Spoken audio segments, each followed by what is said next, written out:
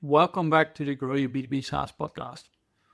The reason why I started this podcast is pretty selfish. I wanted to learn from other B2B SaaS founders what they did well on their journey, the challenges they experienced, the issues they ran into, and then learn from them. In the end, of course, we turned it into a podcast where you could also listen to all their advice, and we extended it also to hear from industry experts like consultants, agencies who helped other SaaS companies look into multiple kitchens to get their advice on how to do things right and the challenges to avoid. Today is going to be a bit different though, as I will be interviewing myself, where I will be sharing a very personal story, which is still quite fresh, but I decided to share it right away already, just in the hope that it will help you do things differently and take our learnings if you're going to run into a process like this. As the title already says, the acquisition was 99% done and then they backed out. Here's what I learned. We were days away from signing the full acquisition for Reditus. Lawyers had wrapped things up, a couple minor things left, mentally preparing for life after the acquisition, and then out of nowhere, it all collapsed. So in this episode, I will be pulling back the curtain on what actually happened, how it felt, the lessons we took away from it, of selling our first SaaS. We signed an NDA. There's still some legal things ongoing, so I won't be able to share like exact numbers or the company which tried to acquire us or any specifics, but there's going to be a lot of things you will be able to take out of this and the learnings we took out of it. Before, I guess, I'm going to dive into the entire acquisition process and the deal structure, etc. I will dive into a little bit the background of Reditus, just because I don't know if everybody knows what we do. So as a quick refresher reminder, or maybe if you're completely new to Reditus, at least you know what we do before I tell more. I built Reditus out of pure frustration. Like, I've been referring SaaS companies in exchange for revenue share with my site called salesforcemarketing.co. This is what you call affiliate marketing. You recommend a SaaS company and you receive a commission / kickback fee for when you recommend a paid client. I did it for B2B SaaS, where because you receive a recurring payment for a client, it would always mean that I would receive a recurring commission, and that could be limited to 12 months, 24 months, lifetime. While doing this, I ran into so many issues with the current tools on the market. I decided to build my own platform, and that's how Reditus got born. We built it up from the ground, of course, as a new SaaS, where we had a marketplace being built from day one. On one side, you would have SaaS companies who could set up an affiliate program, and then on the other side, you would have affiliates recommending SaaS brands. And the idea, of course, would be is that we're going to bring them together into one platform where if you would be a person like myself recommending multiple SaaS brands, you would only need one portal where you can get access to all of them, grab the link, see how you're doing, and recommend other SaaS brands who would come onto the platform. Like, Reditus manages everything related to this, so both parties get all the insights they need to be able to generate a recurring revenue stream. And this is Reditus in short. So to come back, I guess, to the topic of this podcast, our failed acquisition, I will try to structure the podcast in a way that it's going to build things up. So I will quickly tell a bit about the background of our growth, the challenges we had, how the acquisition got started, and why we took it forward this time, because I think a lot of you would also receive a lot of emails and never respond to them. But why did we actually respond to this one? Setting up the deal and the process to actually getting there, our early signs of doubt, why it didn't go through last minute, and then our overall learnings about this process. And this is going to be the structure of the podcast. So when we look at Reditus, we're fully bootstrapped. Again, we're a marketplace. Bootstrapping a marketplace is probably one of the hardest things you can do, or at least in my opinion, especially in the early stages, just because you always lag on one side. If one side doesn't work, the other side won't kick off either. So it's a constant battle between the chicken egg story. Another challenge I guess we had in the early days is that affiliate marketing isn't fully adopted in B2B SaaS. We get a lot of questions like, does it actually work for B2B SaaS companies? So we've been educating quite a bit at the beginning about the concept of affiliate marketing in B2B SaaS, why it actually works, and how it could work for them. We now have around or over 100 paying clients, more than 17,000 or almost 18,000 B2B SaaS affiliates in our platform. They generate over $5 million in revenue for our clients, and affiliates earn over $1 million in commission already. These numbers are currently compounding month over month as they have the recurring aspect, which is great in SaaS. So it is growing month over month currently. Again, for us to get there, we've been trying multiple things. We started with an AppSumo deal, wrote a big LinkedIn article about that. So if you are interested in that, check that out. We also started with a freemium model. At one point, we dropped the freemium model as we were getting too early stage companies and they weren't really attractive for affiliates. So we dropped the freemium model, which helped us to get more companies with product market fit, which also worked to get the better affiliates in. And now currently we have companies like Miro, Expandi, Text Expander, OneFlow, and many others. So we now fix, I guess, the chicken egg story in a way. We have the bigger companies, bigger affiliates are coming in. It will still happen a couple of times, but we did have the initial chicken egg sorted. Since 2 months ago, we have a freemium model with a new feature which helps you to set up an in-app referral program for free. So I still believe in the PLG motion in the freemium model, hence we brought it back. But in this case, it makes a lot more sense because you start with your own users first, and then if that works, you would move into affiliate marketing, which is often people outside of your own network.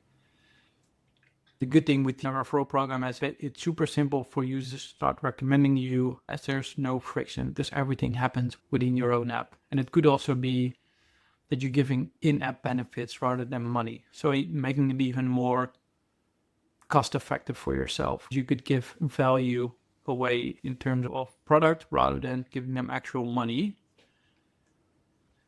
Okay, cool. Let's dive into the topic. So when we go into our acquisition, let's talk first about why we got interested in this software. So as a bootstrap company, of course, we always wondered if the VC route would be a good idea for us. In the early days, we had chats with investors where it was like often the same case, mostly Dutch investors we spoke to. We would ask them before chatting with them, Dutch would ask them the question before, would you invest in early stage companies at this MR level? And I think we started chatting with them when we were at $1,000 MR. They would say yes. And once you had 1 or 2 meetings, they would all say the same thing at the end. Idea is great, but come back when you're at 8, when you're at 10K MR. Where my thought was when we get to this point, which we did, we don't necessarily need you anymore. This is also the reason we haven't reached out to any of the investors ourselves anymore after achieving this milestone, because in my opinion, we don't really need them that much anymore. If we're going to do anything like that, we might as well do a community round where we can have other SaaS founders investing into us and having a lot more leverage around it. But then I guess the question is like, why did we start with an acquisition process, and then how did we ended up with this failed acquisition process? It all started with a regular demo. Company booked a demo via our site. I showed them the entire platform. I gave some insights as in where we were heading with the platform. It was a bit more advanced demo, I guess, already, just because they already had an internal affiliate program, so they understood the value of affiliate marketing. Education of affiliate marketing wasn't needed, so we were already talking about like best practices, how we do things differently, where we're taking the platform, and how it would look like if they would fully migrate over their affiliate program to us. All seems normal. After the demo, I would do my normal demo follow-up, an email with next steps, and tailor things to their specific case. And I'm just going to read the answer I received to the email, which was quite heavy. Next step, and this was the reply I would get. We're actually looking to buy a company in your industry, and following our conversation, I think it could be a great fit for us. Just because we are early stage, we passed the first growth hurdles, we figured out the chicken egg couple of times. We're now getting in a really nice phase where we are growing nicely. I wasn't really looking to sell our company cheaply just because it was also a Friday afternoon. I just replied to them, I'm not actively looking to sell Reditus. Feel free to share your thoughts and what kind of range you are able to buy a company for. We can always consider it when we receive more information from you which aligned with our goals. That was my answer. The next day on Saturday, hey Joran, this is the answer I would get back. Hey Joran, sure, we're going to buy a company in the B2B SaaS MarTech industry with a self-serve component, and that has done its proof of concept ranging between XMR. It's impossible to even draft a vague offer without having more details about the metrics of your business, but I can tell you that we have $4 million at our disposal to do such an acquisition. And I think here's going to be an important thing to remember as they started the acquisition process with this sentence, right? We have $4 million at our disposal to do such an acquisition.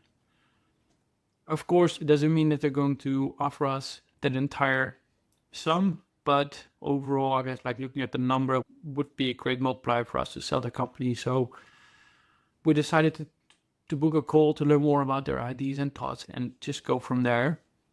Again, we weren't really looking to sell, nor we are right now. But with the precedent of them having the money ready, them having done it before, them having a lot of experience in affiliate marketing as well, because they grew the program themselves, convinced us to at least book a call to learn more about their plans and their ideas.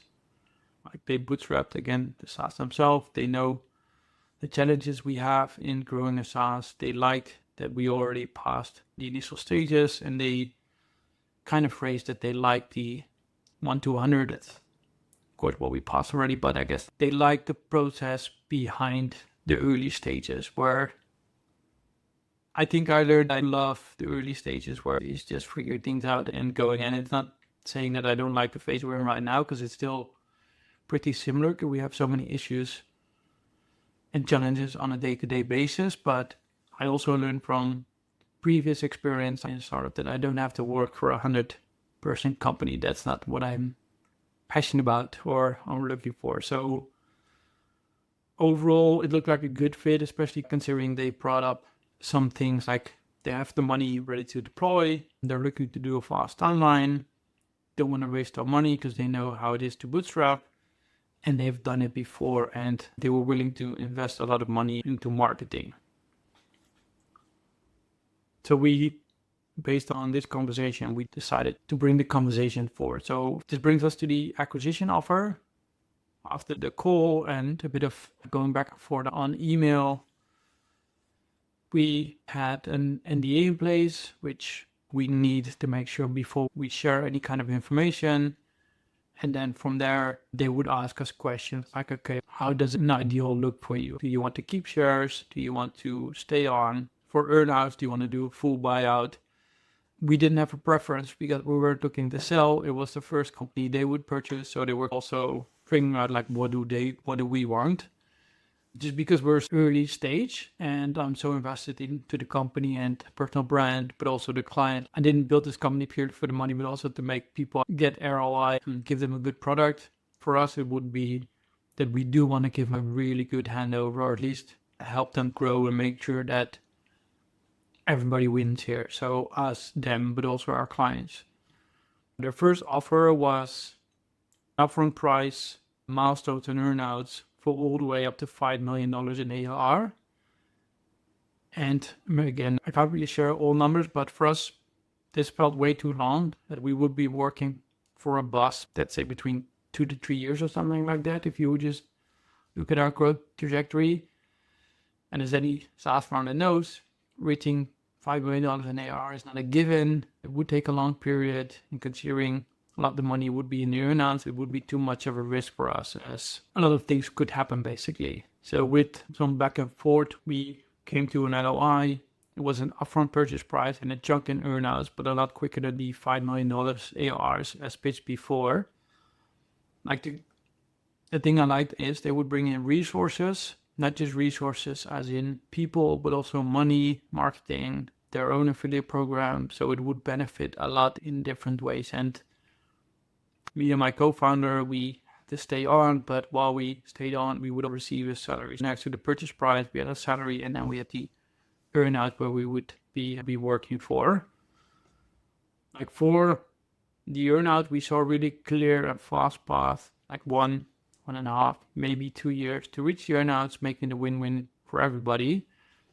Until this point, everything went super fast. They reached out that we came to the agreement, like big picture on the purchase price and earnout, and then they started to draft it into an LOI where we received the first version early December. And this was also the moment for us where we received the document which we've never seen before.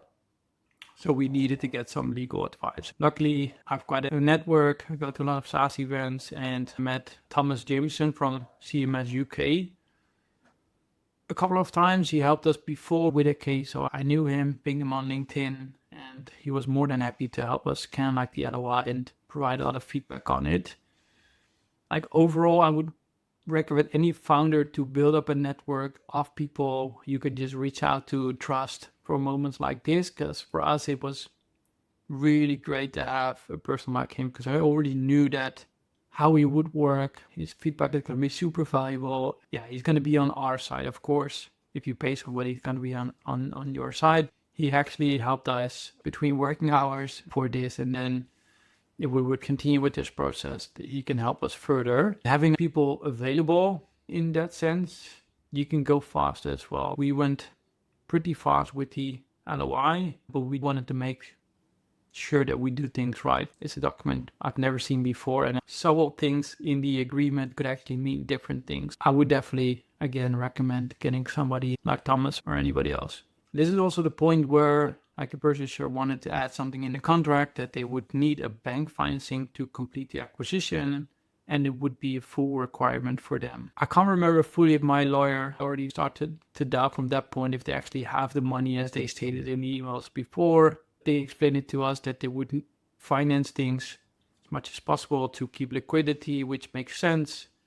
So we didn't think too much of it at that time, assuming they would easily be able to just to get a loan for things like this. One good move we did in the LOI, like we added a commission in there, and I'm just gonna read it out and hopefully it ends up correctly in the transcript if you want to use it as well. So here we go. Notwithstanding the foregoing, the buyer shall reimburse the legal fees of Reditus, subject at all times to an aggregated cap of 20,000 euros in the event that the transaction is aborted as a result of the buyer's decision not to proceed.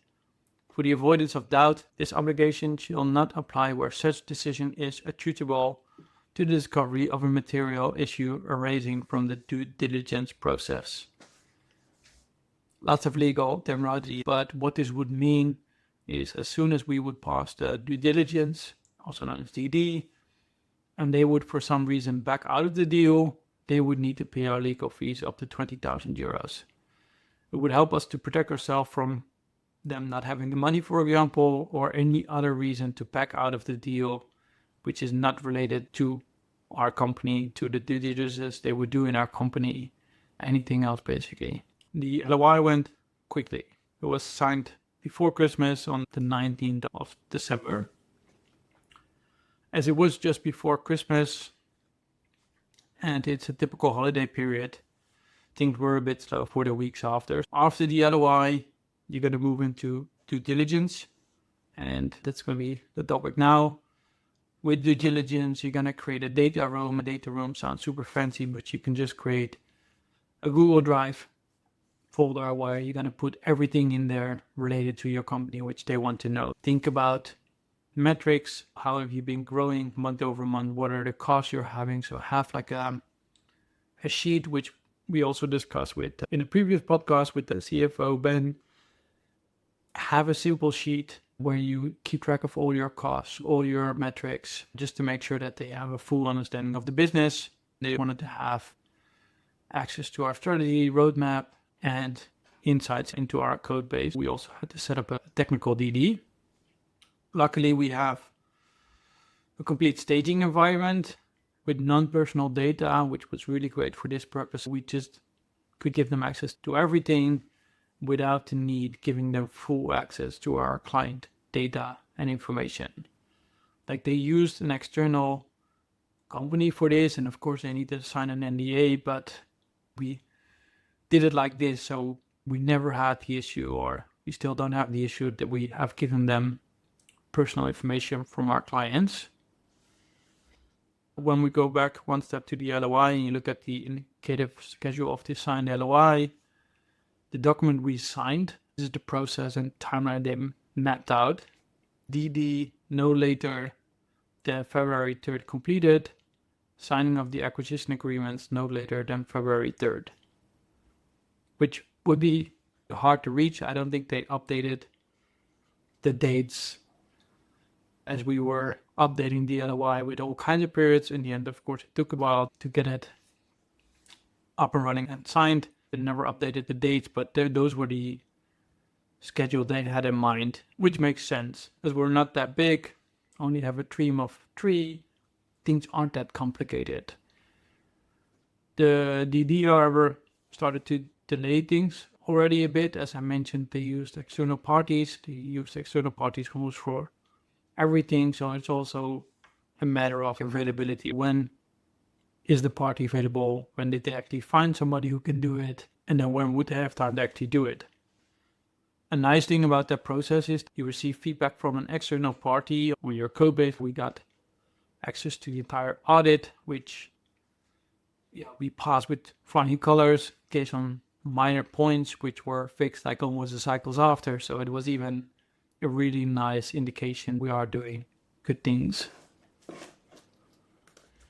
The DD took longer than expected. Once the DD was finalized, we started to receive the first draft of this share purchase agreement, which was early March. So like timeline wise, we were already, I guess, like behind the LOI. But in the end, you're busy with the DD, you're providing information, so it all makes sense. Like it doesn't feel like you're stopping things just because you're providing the information and you feel like there's progress going forward. So even though it already took quite a bit of time, we didn't have the feeling that things were taking too long, because in the end they were working with all these external entities and things just took time. So now we're going into the SPA, also known as share purchase agreement, or the other way around. When we receive the SPA, this is something you get after the LOI and the DD. We also negotiated in the LOI or in the emails that we would do the LOI under French law, and then we would have the share purchase agreement under Dutch law. Because our company is Dutch, we have a BV, it would make sense because they're buying a BV, so why do it on a different kind of law than the one they're buying the company in? So luckily, CMS had an office in the Netherlands as well. We worked with Thomas, and then we started to work with the partner of the Dutch office, Pieter van Duivenorde, which, again, I would really recommend to have somebody who's experienced in the country you're working in and under which law you're working in. And for us, it was pretty clear from the first call we had with Peter that he knew exactly what he was talking about, and we raised quite a few issues he saw in the SPA. So that was, reassuring that we had the right guy. So we booked in a call, like a longer call, to go over the entire SPA, where, again, like he had quite some concerns, and especially I think his biggest concern, which was something we had on our mind, it was the money part. He asked super bluntly, super deadly, do they really have the money? And of course I shared a story about the email we received, them having money on the bank account, wanted to keep liquidity, etc. He was like, okay, it makes sense. I won't make much of it. The SPA, the back and forth, that took a really long time. At the end of May, we were still discussing points of the contract. And the reason why it took so long is that in the meantime, they started to also request a loan from the bank. And we were left in the dark in a way that they would only tell us we're waiting for the banks to come back to us. And there was the moment where I was like, banks? What do you mean? It took time for me to figure out, but apparently they were also splitting the loan over separate banks. So in this case, 2 banks where it became the full amount they needed to get. And this approval process and requests took so long. At one point, we only had a couple of things left in the SPA, and it already felt out it's being stretched over time, like we're not working to a specific deadline. I tried to put dates on it multiple times, but just because the loan was an ongoing process, they needed it to actually put a date on it, and they didn't let themselves rush, or they couldn't do anything about it because they were waiting for the banks.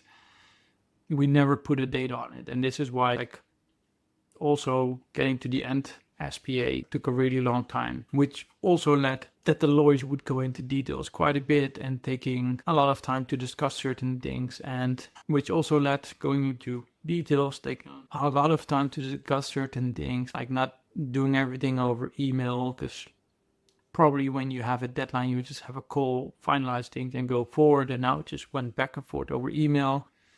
Things sometimes get lost in between parties. At one point, we started to surpass the legal fee threshold, which they would cover if they would back out of the deal. So at one point, I was like, is this going to be a liability for us? So I asked the lawyers to hold off doing any more work, let them arrange the money, so let the buyer arrange the money, and let's just pick things back up when we would have a signing date. Because we literally had, I think, 2 points left in the SPA to change. We already had an agreement what it should be, but yeah, if you have a lawyer charging a couple of €100 per hour, which, I mean, they are worth, but in the end, I didn't want to end up with a huge bill if the deal won't go through. We just had everything on pause just to make sure that they could hold up their part of the agreement before we would take any next step, which in my case would make a lot of sense.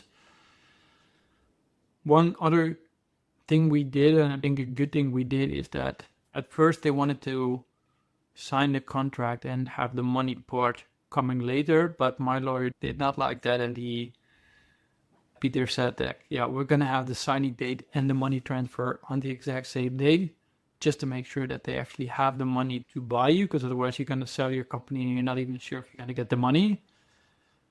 So I was really happy. It was a super hard no-go for him to do it like that. So I guess waiting on the money part right now. So we're now going into waiting on the money part, and it took quite some time. I guess this chapter now of what I'm going to tell you is the office meeting. I go to Spain every year to work from the house of my parents-in-law, and as the office of the buyer is like on the way to Spain, I decided to visit their office. It was end of April, quite a bit of time has passed. I was on the way, so it makes sense. We discussed before I'd doing a team week, but we canceled that a couple of days before just because there was no clear sign of a signing date and if they would actually have the money, so it wouldn't make sense to spend a week together if we weren't even sure what it's like. I think overall we've been waiting for 5 to 8 weeks at this point already, like, from the bank. My visit there was a good move, even though it was just a Friday afternoon. We were able to clear the errors on a couple of things where the lawyers court discussed a couple of things for the SPA, and it was mentioned, like, going back and forth over email. They discussed certain things where we initially agreed on certain things already, and then they just started discussing them off and then rebargaining certain things. Then I didn't care about a couple of those topics. We reassured certain things, and then agreed that when we are going to have the lawyers do things again when the financing is done, well, they wanted to have a meeting, and I told them, let's hold up until you guys figure out the money part, just because a meeting like that would cost, and then it wouldn't make sense. So the visit was a good thing that we dive deeper into both companies, like how did they grow their SaaS company, why did they decided to look into buying Reditus, how would it fit into their strategy, what plans would they have in going forward. Overall, they explained the strategy where they had a main product, they were building another product, and they would both have a really good overlap into what Reditus does. Things a lot of sense. You reassured, I think, both of us. At least I personally got starting to have doubts about this because it was taking way too long, not what we agreed upon. And then I guess, like, for me, because we were so invested into it already, that we just wanted to follow through with it, and we just didn't have a clear timeline on when things were happening. So I was happy that they are still going forward with it, and they had a really clear strategy on how to take things from there. I had a couple of doubts during this trip though, like I don't know if I have to see it as a signal or it's virtual or it's like a cultural thing, but I will have you decided. So after work, we went out for drinking dinner. We went to this food court where you can order drinks from different bars and you pay at the bar. You order front, we had a cocktail bar, beer bar, etc. I went with the founder to a beer bar and he would just order a beer for himself first and then pay for it and then realized that he didn't order for me. So he would just ask what I wanted and it was a bit strange, but I was like, okay, what's gonna happen now? And then I ended up paying for the beer. I don't know how it's for you, but this is not the culture I'm from. If you're gonna do something like this, you gotta go out for a drink and you just buy for the person who's with you. And again, I don't know if it's a cultural thing. Didn't think too much of it. Funny enough, something similar happened almost like an hour later where we were with 4 people at a table, with 3 co-founders from their end and the founder of a company. They went to buy ride. He would basically go out, get some food for himself, some bites as a starter. And yeah, I still don't know again if this is a cultural thing or it's just me, but it felt super weird. There was only one person eating at the table and not even asking if somebody else wants something to eat as well when you're out there. Either way, cultural, I don't know, different country, different beliefs. Didn't think too much of it. We had good conversations. We were able to discuss things, how things are going. They were mostly interested in post-acquisition, indicating they are all aligned, done deal. We just need to figure out the last bits and pieces. They need to get the loan and then we can start taking things forward. We're going to now dive into the termination part of the deal. After I visited, weeks would pass and we did receive the information that the banks have approved the loan. My topic, let's just finish this off. Apparently they would need some kind of guarantee from the national bank / institution, which could take weeks again, which of course it did. We had quite a long silent period. As the lawyers stopped working, we were waiting for bank approvals. This has been, I think, for me, the hardest period. You don't do anything with it. You're providing information, having conversations. In this case, you think it's a done deal. You're mentally preparing for it. You're preparing for it within the things you do. You're holding off on certain decisions because that's also what you sign for. Like you can't make big things. You can't create new contracts and things like that. I think there were a couple of things in the contract. So things are somewhat on hold on many different grounds. And that's the hardest part where nothing is happening and you're just waiting to get things done to be able to put the fuel on the fire. And like for us, we wanted to get the foundation in shape as possible. So if we were able to put fuel on the fire, we could go fast rather than having to go back to basics. At the end of May, on a Thursday, I would receive a request. We have a Slack combined channel. Could you give view access to your Stripe account? We connect Stripe with all our clients. I couldn't do this. It would give access to everything. We also felt a bit weird, I guess, if we are waiting for the financing. We did the DD, they have access to like the data room with updated code metrics. So why would you suddenly need this? I explained you can find all the metrics in this sheet and that I can't give access to Stripe because it has all client data in there. In the end, he was fine with that and all good. On Monday after, so a couple of days after I received the message, hey Joran, hope you're well. I booked a slot in your agenda today at 3 p.m. to discuss the next steps of Reditus acquisition.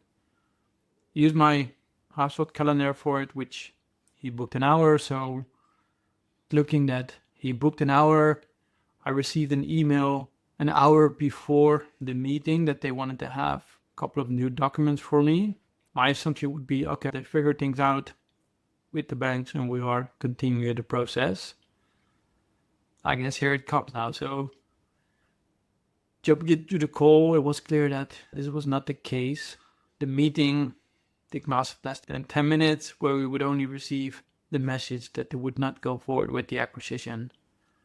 Reason being, they didn't receive the guarantee of the national bank, which would mean that they weren't sure if they could actually finance things. And for the purchase price, they could use their own money, but the earnout was something they wanted to finance. What I forgot to, at the SPA, we built something in. Again, having a good lawyer like Peter definitely makes all the difference here. If they were, for some reason, weren't able to pay the earnout, just because he had concerns about their money aspect, we would have the right to buy back the company for €1. Of course, it was not our goal or our intention, but it would make sure that if we would go ahead with the deal, they were able to pay the purchase price, but for some reason they weren't able to buy or pay the earnout, we would be able to buy back the company. And otherwise, if we haven't done that, we would have been left with nothing. So, as they couldn't get the financing, and they have been developing that other product, which has gotten more traction than they expected, they will be investing their resources there. That's the message I got. For me, it felt or feels like they're moving over the plans they had for us. So the promised marketing budget, the promised marketing resource, the promised developers they would bring on, they're just going to bring them on to the different product now. 7 months of negotiation terminated in 7 minutes. And when you go into a process like this with a really small team, just 3 of us, 1 person on the business side, it's not great. It's such a distraction, and I guess like mental distraction, which is gonna hold off of you doing sometimes the important things. In the end, you're prepping for the future, where it is sometimes hard to keep your mind on things which are pressing at that time. I guess what even worse is for me is that we only have 1 employee, and we had to inform him that he couldn't stay, and he even had to sign a document for that they won't take over his contract. We had to terminate his contract, and as you can imagine, like, he won't be that committed anymore.